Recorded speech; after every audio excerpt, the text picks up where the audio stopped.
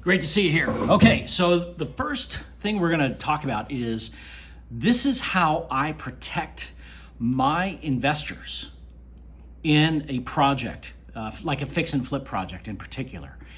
And I use a land trust. Florida has a land trust statute, for instance. North Dakota has a land trust statute. Other states don't have land trust statutes like the state of California. And so what I would urge everybody to do is to understand, does your state have a trust statute, a land trust statute? Florida, North Dakota, Illinois, Delaware, Nevada. I think there's 2 other states that have land trust statutes. For those states that don't have it, I just take the word land off of the top and I'll put trust agreement, the very first document we're going to talk about. And the trust agreement is a really important document. It actually outlines the entire trust, which is the entity that is going to own the property. And so the property is not owned by you or your LLC. It's not owned by the person you're partnering with. It is owned by the trust. And this entity has very specific rules and responsibilities and rights that are afforded to both the trustee and the beneficiary. And some of those things can be changed. Some of those things can be amended. But once you have it locked in, like I have, you don't want to change the trust agreement very frequently. I think I clean it up probably once a year, just to make sure my head is in the game, and I would recommend the same for you. Read through it a couple of times, know what's in it, so that when you're going in and you're just putting a new house or a new property into the trust, you already know what it is. You already know what is outlined for the trustee. You already know what's outlined for the property, what you need for it, what parts you need to fill in, such as the date and the address and the parcel ID number, and just a whole host of things. You're also going to want to change the way I've structured it. I've got certain formatting things that are very particular to how I like to do things. I've got a footer, for instance, that just says trust agreement, page 1 of 4. And then underneath that is the name of the trust. And so let's start with, how do we name the trust? And I just take it very easily. You could call it the Blue Sky Trust if you wanted to. I like to tie it back so that it is unique in some way to the property, but not to me. And I want to say that again. I want to make sure that the trust agreement, the trust entity that owns it, is unique to the property, but it's not unique necessarily to me. It doesn't identify me. It still privatizes me. It still makes me personally anonymous as much as I can. Sometimes that's really important. Sometimes it's not as important. I don't find that having anonymity on a fix and flip, which you're holding it for anywhere from 3 months to 2 years, is critical. But if this is for your primary residence, you do want to have that anonymity, so that if something were to happen in the future, it's more difficult to find out what your personal assets are. And so I like that privacy aspect of it. So here's how starting with the very first paragraph, I name the trust with this formula. I name it the street name, and then I name it the street number, and then the word trust. So just those 3 things. So let's say the property is at 123 Smith Street in Boise, Idaho. Well, all I would do is name it Smith 123 Trust. You could call it Smith Street 123 Trust. You can call it anything you like. I just like to have a formula. So when I have so many properties, I just say, hey, it's a Smith property. It's a Smith Trust. And anybody in my circle, whether it's my investors or my accountant, it's easily recognizable. And if there's ever another property that I get on Smith, I will just call that the Smith 2 Trust. And I don't put a 2 before or with a space in between, and I just call it Smith, no space, 2, the letter 2, or excuse me, the number 2, Trust. And that differentiates it, whether it's 5 years from now or 5 months from now, from the first time we had the property. So I think that naming it, we want anonymity for ourselves, but also tie it to the property itself. So street name, street number, the word trust, I think it gets us by. Then I want to have, it says by in between who the trustee is. And in this instance, I'm going to put my LLC as the trustee, because that's who I want controlling the trust, who can sign on behalf of the trust, who can negotiate on behalf of the trust, and who can obviously sell on behalf of the trust. So I need to know who that trustee is. And for these fix and flips, it's going to be my LLC. And then the following beneficiaries and the percentages opposite their names. So most of the time, if I'm just starting out with somebody, I'm going to take the entire ownership, 100% beneficial interest. And I may call that the same LLC entity as I have as trustee, or I might make it a different one.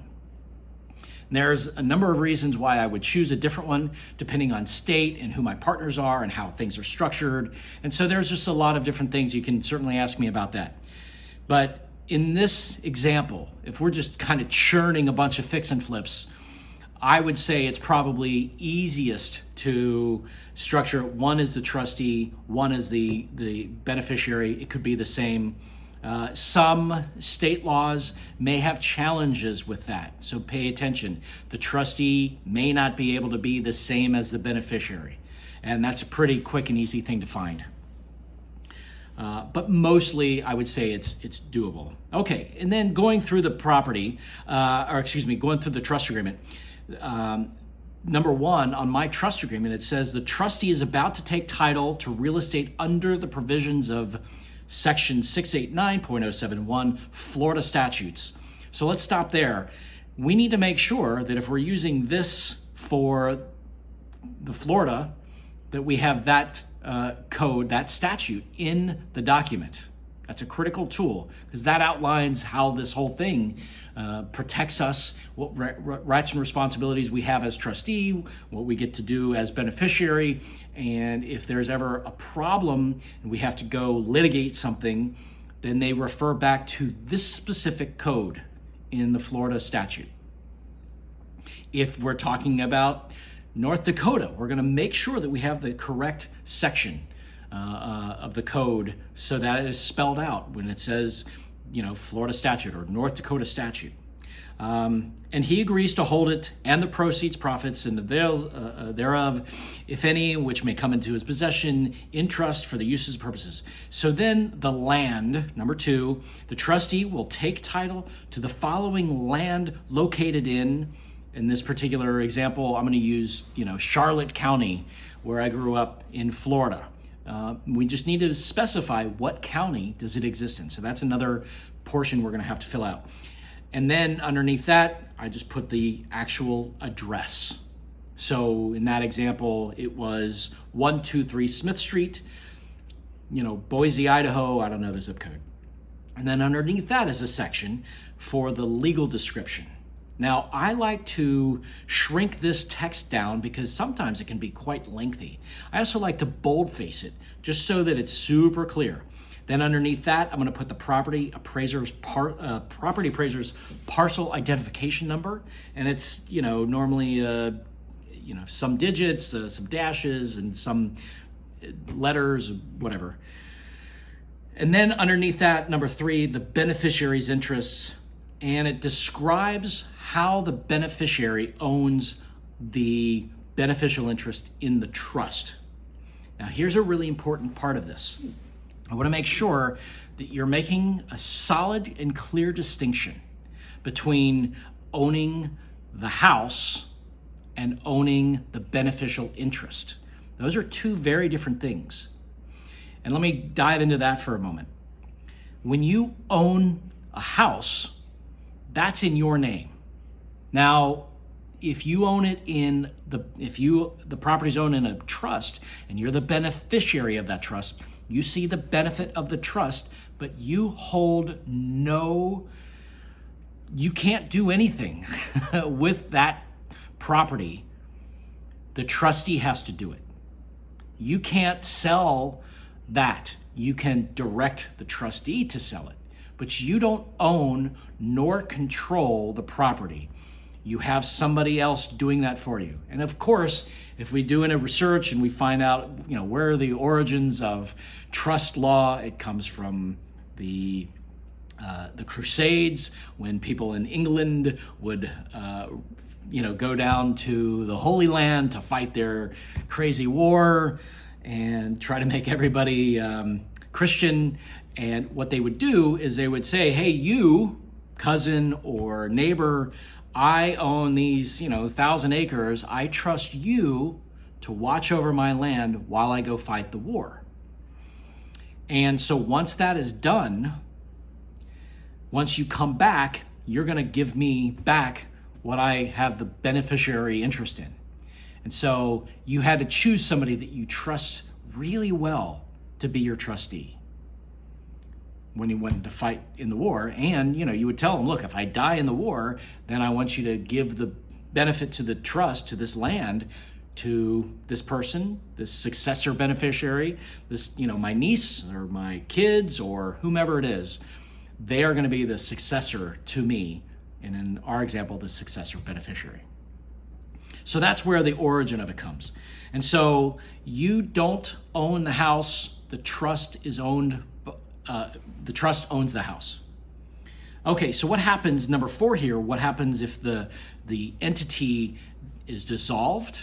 That's the beneficiary. What happens if there's the person is the beneficiary? What happens? How do they progress and move it on to the successor? What about if somebody purchases the trust? So we're just going down the numbers here in the trust. I think most of these are pretty self-explanatory. Duty of trust. What about the termination by the trustee?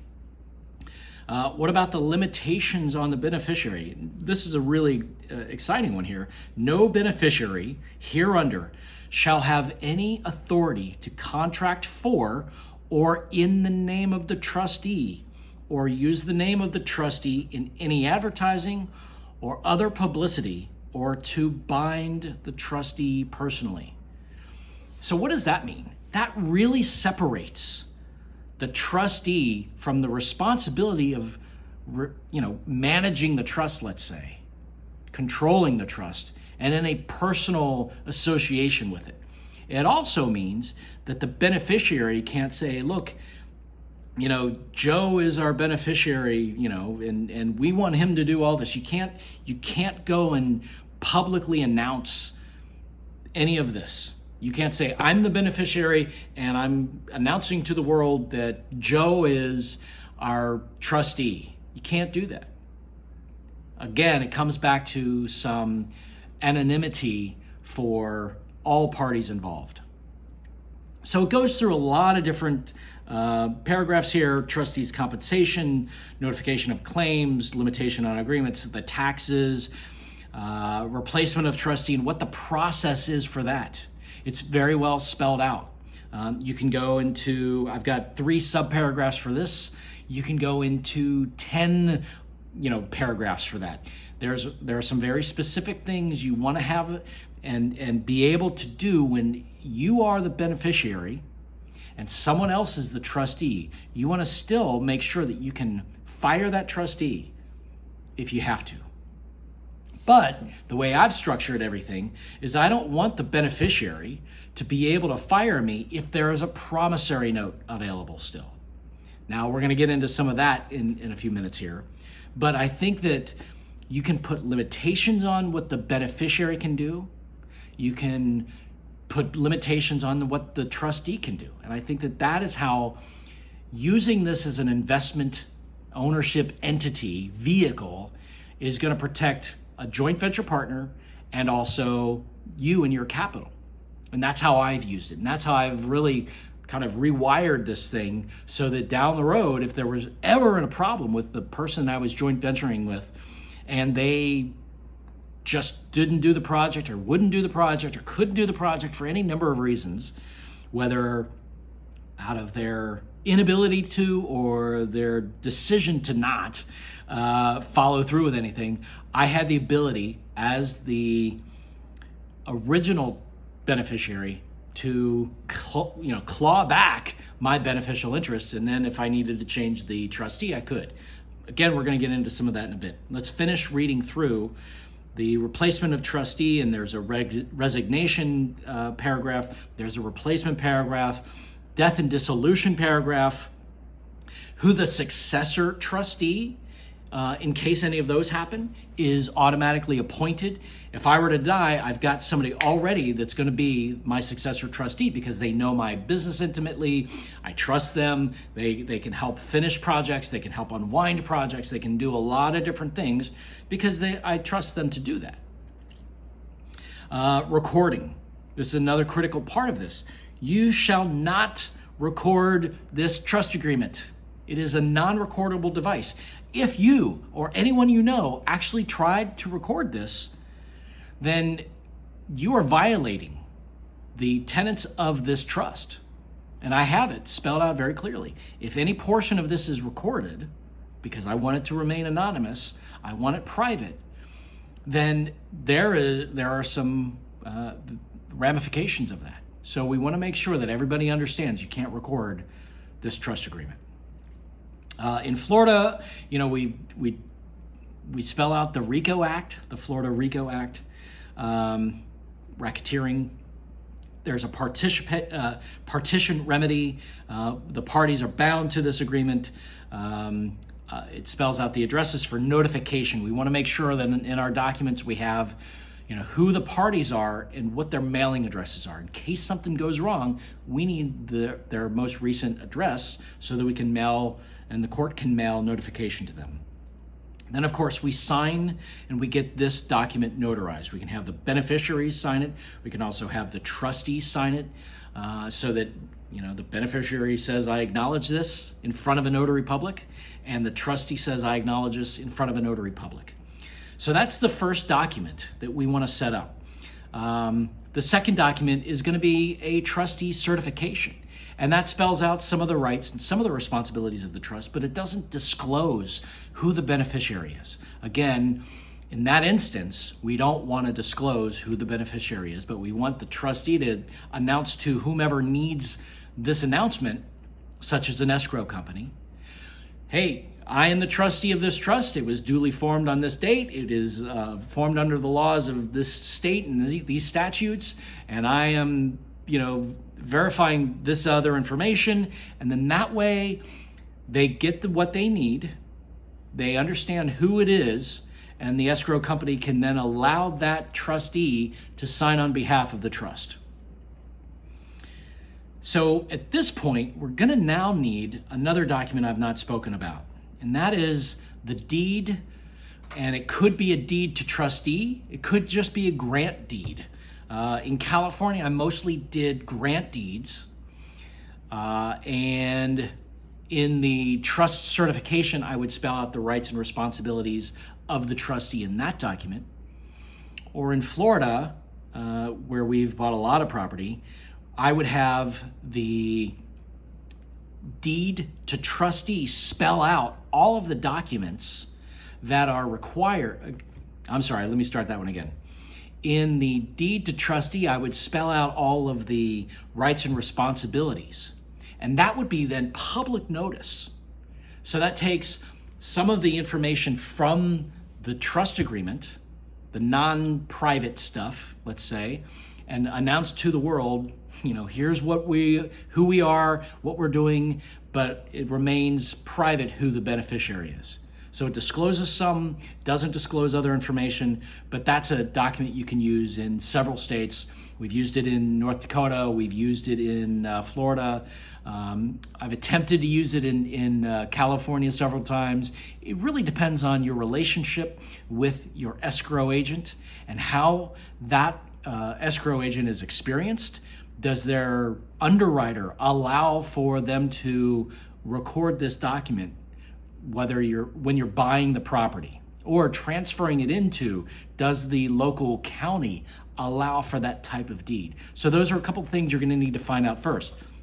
And again, if you have a copy of this deed to trustee, you can just take it down to the courthouse, and you can say, look, I want to record a document I want to transfer my property, and here's the document I want to record.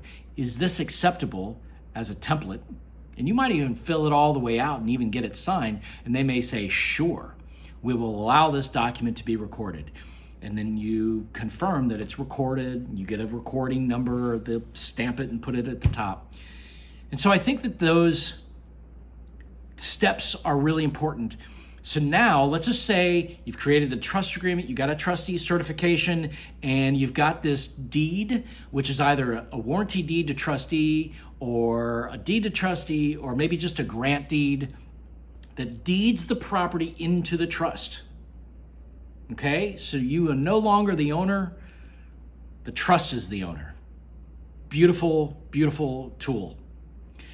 Now, let's say you're going to partner with somebody who is going to do all the work on the house. And I've done dozens of these these joint venture partnerships. And I've refined this process as well. And so they want to have some security in the project because, and I think that's fair, that they're going to go in and swing the hammers, pull the stinky carpet up, they're going to pull the toilets out, they're going to redo the shower and the bathroom and the cabinets, they're going to do the work. And so this is, let's say you want to do a more passive role, not entirely passive, but a very passive role. But you're going to maintain these documents and you're going to maintain the trust, and your LLC is going to maintain as the trustee of this trust. But yet you're going to give them, you're going to sell it to them really, you're going to give them the beneficial interest, either all or some of the beneficial interest in this trust. And we're going to use a promissory note, pledge of beneficial interest document in order to do that. And what is that document? Well, it's like a normal promissory note, and that's going to spell out who the parties are, how much is the note amount. You know, it's $250,000 note. They've got 6 months to do it with a 6-month potential extension. Maybe there is a payment schedule that they're going to have. Maybe they make monthly payments, quarterly payments. Now, this is how I like to structure it, because I'm not a licensed mortgage lender. Okay, and I am creating not a mortgage on the property. I'm creating a mortgage, and specifically a chattel mortgage. Chattel is property. And specifically for this, we're dealing not with real property, because we know as the beneficiary, we're not allowed to do anything. We have no claim against the real property, but we do have claim against personal property. And in this example, the way I structure this beneficial interest now becomes property, chattel, in fact. So we're going to create a chattel mortgage. And that chattel mortgage is an asset that we can use to sell. It's a security instrument that we can use to secure this structure with, this agreement with. And so I'm going to have somebody borrow this money secured with this chattel mortgage. I hope that makes sense. They're going to buy the beneficial interest on a note, and then they're going to pledge back to me the beneficial interest as the collateral, and they're going to secure it with the chattel mortgage. Okay? I know it may take a moment, and rewind that. So we're going to have a promissory note. So Joe wants me to come in and fund $300,000 on a fix and flip. And I say, sure, I'm going to fund the purchase price and maybe $50,000 in the renovation cost. And Joe's going to come in with another $100,000 of the renovation cost. And I'm going to assign the beneficial interest, it's another document, assign the beneficial interest to him in exchange for a promissory note and a chattel mortgage on the beneficial interest. So the beneficial interest is that document that I've assigned him. The assignment of beneficial interest is a piece of paper. That is the chattel. I'm going to say that again. the assignment of beneficial interest, piece of paper, that is personal property. It's not real property. It's personal property. Therefore, it is chattel. And so therefore, they can pledge back to me and secure it with that piece of paper. Does that make sense? If you have any questions, we're going to be able to review that. Okay, so we've got the promissory note, which pledges back the beneficial interest if they default. Joe's well aware of that. I've gone and described to him 15 times, Joe, if there's a problem, you lose your beneficial interest in this project and the potential of all of your money. Are you aware? Yes, I'm aware. Great. As much as I want to do a handshake, we're going to outline that in a joint venture agreement. And that's going to have very specific timelines and cost budgets and profit split. But also, what are my responsibilities? That's all for Joe, but what are my responsibilities? I have to maintain the trust. I have to make sure that the trustee is an active entity. I need to make sure that maybe we're doing the accounting on the project. So I have my things that I've got to do as the joint venture partner, and he's got his things to do as his joint venture partner. So we come together with an agreement. It's all written out in as much detail as we can possibly foresee. But also, what happens if Joe screws up, or what happens if I screw up? We need to have those specific outlined as well. Those specifics outlined as well. Because if we don't say, look, after 6 months and you haven't finished the project, you need to come up with some more money for an extension on the promissory note. We've got to have that outlined. What happens if it's 3 years down the road? What happens if the project never gets finished? What happens if he walks off the job in 6 months and he took $30,000 and never did anything with it? Well, I foreclose. Really, I don't even have to go through the foreclosure process.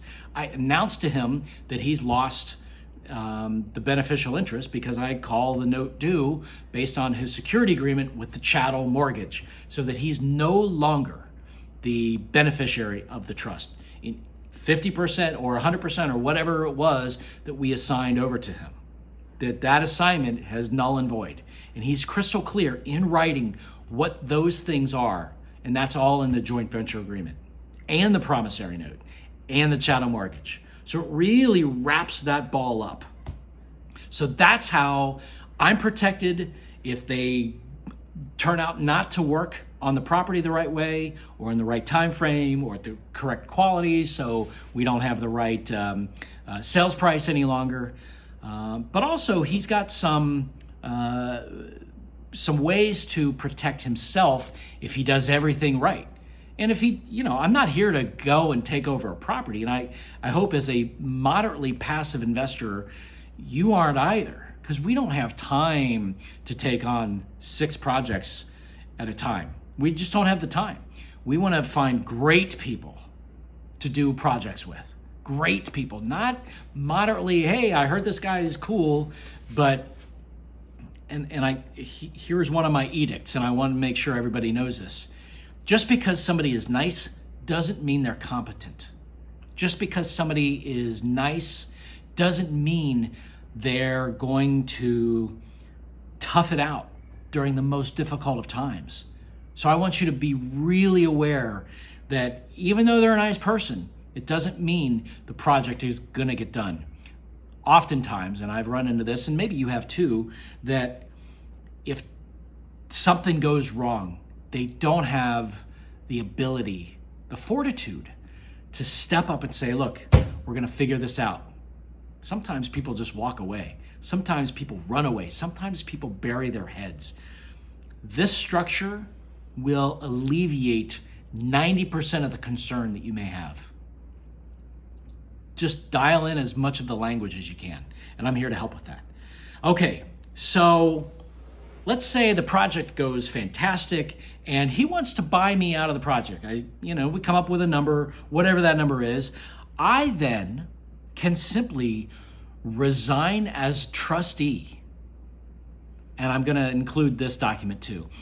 I'm going to resign as trustee, my LLC, and he is going to appoint a new trustee. Maybe it's his LLC, maybe, it's somebody else's LLC. And so that way, I'm out of the deal. I've gotten money, I've gotten my capital back, I've gotten maybe some profit, I've gotten whatever we've agreed to. So I resign as trustee, he appoints somebody new as trustee, the beneficiary signs off on it. That's a way so that I get my money back and the trust can still stay in effect. And what a great way to also sell the house to a cash buyer. They can just come in, pay cash for the house, and keep the trust in effect so that is now their trust. Now, there are a lot of municipalities out there that are changing the rules so that we have to disclose everything, and that's fine. I'm all for disclosing as much as we have to. Whatever the law says, we have to disclose it in that manner. And there are also things that we can do to still remain private and anonymous. And so let's say you incorporate, you form a new LLC in a state that doesn't need to disclose who that is, who formed the LLC. What if you did that and that's your new beneficiary or your trustee? So that information is still anonymous, which is a really interesting tool. Let's jump back for a second. Let's say you're in the project and they need to go to the city or the county to sign up for permits, but they're not showing as any ownership entity. So what I can do as trustee is I can give them a limited power of attorney. Not on behalf of the trust. Well, I'm sorry, on behalf of the trust, but not as them being beneficiaries. Them just being an entity, strictly as an LLC, let's say. Or maybe they've structured it so that it's just, them, Joe Smith, and he is the guy who has a limited power of attorney. So we'll give you one of those documents too. Now, here's a really interesting thing. And this is one of the things that I've done quite a bit and it's really helped me grow my business. So let's say we want to bring investors. So I've got $350,000 and I want to put this into motion and I want to get that money working. And I decide that, you know what, I want to get half of my money back because I found another project that I want to do the same thing on. Well, how can I do that? How can I bring somebody else in? Well, you remember we signed a promissory note. We can actually create another promissory note that collaterally assigns some or all of that original promissory note. So Joe borrowed the money from my entity, my LLC, and he secured it with a chattel mortgage. I can collaterally assign that note to investor one and collaterally assign that chattel mortgage to investor one. And so let's say that person comes in with $100,000 and they cash me back out. So I've gotten $100,000 and I'm still sort of managing this trust that I've created. And my investor now, they're getting a percentage of, whatever interest rate. Maybe it's the same that I'm getting from the project, or maybe it's a little lower so that I'm still earning some cash on that spread arbitrage. Maybe that's one way that we can structure this. Maybe we bring in two people and they get a chattel mortgage collaterally assigned to them, a collaterally assigned promissory note. Fantastic way to really grow and expand. And then it comes down to, can you maintain 4 or 5 of these at the same time to make sure that everybody's doing what they need to do? Because if they don't, you're still going to need to pay those investors every month or every quarter. Or I would strongly suggest that you don't do that. You don't pay them until you pay them out. And the reason for that is if 5 projects go bad at the same time and you've got $3,000 a month payment on this one and a $2,000 a month payment on that one, and you're now having to come out of your pocket every month, I think that could be quite problematic. My learned the hard way lesson on that is, if you can, make sure that the payment is not an expected thing, right? They're not relying on that payment every month.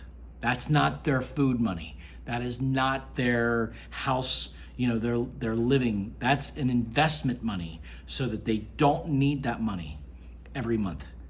But this way you can grow your business, you can make some arbitrage, and you can manage these people that you've decided to partner with, also paying out some of your investor friends or family or, whatever. If you grow this into a business, you secure their investments with this with this property, with a trust. So they're not in first position.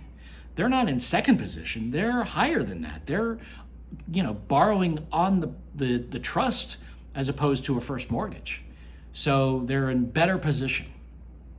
So I think that I've gone through, let me give you the list of documents we've just reviewed: the trust agreement, the trustee certification, the deed, whether it's a grant deed or a warranty deed to trustee or a deed to trustee.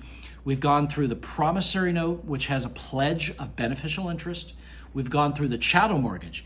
We've gone through an assignment of beneficial interest. We've gone through the joint venture agreement, the resignation and appointment of new trustee. We've gone through the chattel, the collateral assignment of promissory note and the collateral assignment of chattel mortgage. This, my friends, is huge. And I've structured well over 150 projects like this, maybe 170. I've lost track. But it's a very powerful structure. You can make and retain a lot of your money, and it's safer than loaning money in first or second position on anything. So I hope it was helpful.